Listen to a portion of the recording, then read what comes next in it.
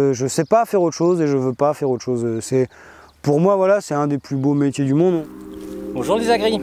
Aujourd'hui, je suis à José pour rencontrer un jeune agriculteur, Maxime Couillard, qui va nous parler de sa manière de travailler.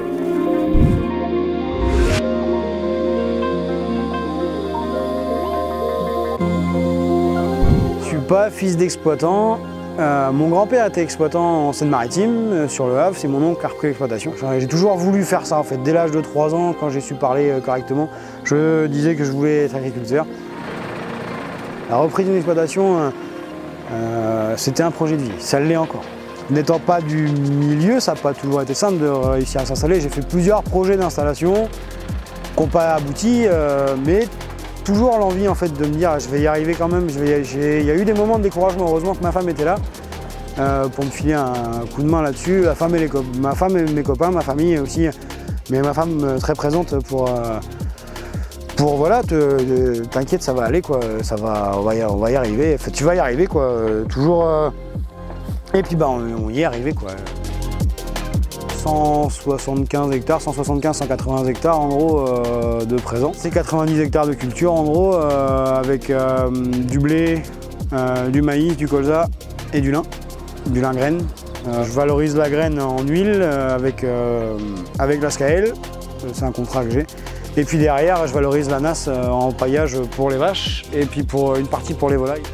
Il y a 55 mères charolaises allaitantes.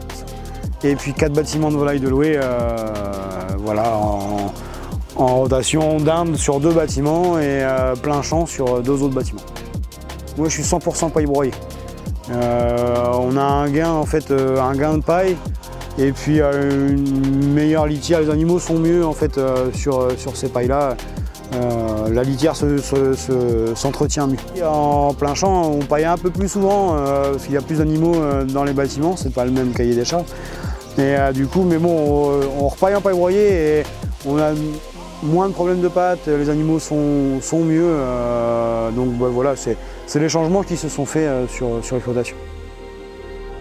Mon cédant a toujours travaillé en insémination artificielle. Moi, j'ai poursuivi son travail. En fait, j'ai la chance d'avoir repris un cheptel avec un haut niveau génétique. Par ce haut niveau génétique, en fait, je peux me permettre de commencer à travailler en fait, sur le vélage 2 ans. Donc de gagner une année en fait sur la production des vaches quoi. Et le génotypage, moi c'est surtout comme j'ai l'intérêt de vendre des reproducteurs, ce qui m'intéresse c'est de savoir si mes animaux sont atteints de certaines pathologies de présentes sur la race charolaise, notamment l'ataxie, la DEA et le blind. Dans le commerce, c'est ce que voilà, je veux être clean. Voilà, le RL de Chemin des Blanches, je peux acheter un taureau sans me poser de questions. On aime nos animaux parce que c'est eux qui nous font vivre. On aime notre terroir, donc on respecte notre... Voilà, ma façon de travailler, c'est dans une forme de respect, en fait. Voilà, ça tourne autour du respect, au respect des choses, au respect des gens, au respect des animaux, au respect de la nature en soi. Après, je suis en conventionnel, hein, j'ai des cultures que, ben oui, je prends le pulvérisateur pour les entretenir, pour éviter qu'elles soient malades, pour éviter que, enfin, pour que ça puisse pousser, mais dans une démarche de respect. Aujourd'hui, on a des outils en fait qui existent.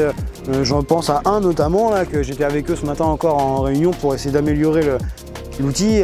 C'est une application qui s'appelle iGo que j'utilise en fait pour savoir les créneaux en fait les plus adaptés pour pouvoir prendre mon pulvérisateur et aller traiter au bon moment avec la bonne hygrométrie, le moins de vent, la bonne température, avec la bonne dose. Enfin voilà, aujourd'hui on a tous ces outils-là agriculteurs en fait pour pouvoir faire le mieux possible. Et il faut que les gens nous fassent confiance en fait. Voilà, on n'est pas des débiles quoi. On fait attention à ce qu'on fait parce que tout coûte cher et on a besoin de vivre et de faire vivre. Et voilà, donc c'est de cette façon-là dont je travaille. Après sur la culture, là où il va falloir qu'on soit prudent, c'est on voit bien le temps qu'on a. Il y aura sûrement une réduction de la part de maïs assez importante parce que du coup c'est une culture qui a relativement besoin d'eau au moment où on en a le moins quoi. Construction d'un bâtiment pour le stockage des effluents. Avec la fluctuation des prix de l'azote et la fluctuation des prix des céréales, aujourd'hui en fait il faut qu'on soit conscient que nos effluents c'est de l'or. Peut-être de faire découvrir une partie de l'agriculture à des gens qui ne savent pas ce que c'est ou qui s'en font une idée en fait et puis que c'est pas ça du tout, quoi. Aujourd'hui, ça fait partie du package. Il va falloir que tu expliques ce que tu fais, pourquoi tu le fais, comment, et aussi bien aux gens qui connaissent rien, enfin pas qui connaissent rien, mais qui sont néophytes, quoi, qui savent pas, et aussi bien envers l'administration en fait. Parce qu'aujourd'hui on a une grosse pression de l'administration. Je sais pas faire autre chose et je veux pas faire autre chose. Pour moi, voilà, c'est un des plus beaux métiers du monde. On nourrit le monde, on est là pour ça.